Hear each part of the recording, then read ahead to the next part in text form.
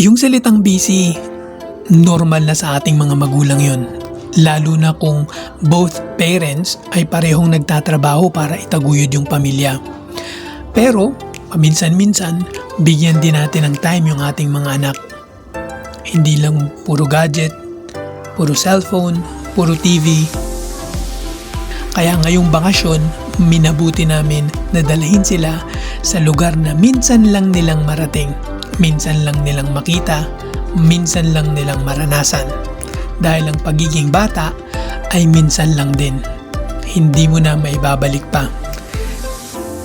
Kaya ayan, kahit napakalamig ng panahon dahil ang bakasyon ng mga bata ngayon ay hindi naman summer, dinala namin sila dito sa dagat.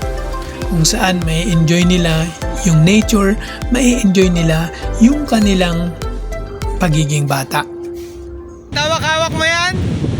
Hawak, takpan mo. Oh! Makikita to.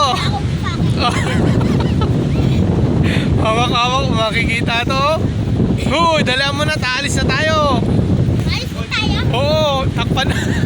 Bakit tinatakpan mo yan? Ha? Hoy! Bakit tinatakpan mo yan? Bakit tinatakpan mo yan? Nandun na anak. Hoy, masarap maligo? Masarap? Maganda? Doon. Banlaw na kayo. Masarap maligo? Sa pool. Bakit na lang kayo doon? Pupunta pa kayo ng pool. Maglublob kayo doon. Kung kayo magbanlaw sa falls, pagtanggal lang kayo ng buhangin ng katawan. Sulitin yung bakasyon ng tatlo. Sulitin nyo ang bakasyon. Ay, kayong apat. Natin ito. Sulitin nyo ang bakasyon. Ah! Buhala mo yung tinigan yung tao. Nakalampot oh. Oh. Oo. Takpan mo.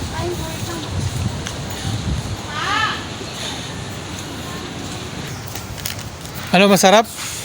Enjoy ka na naman, kupal ka. Oo. Kala mo Ang short. Siyempre. Tapos may brief. Tapos may shirt pa.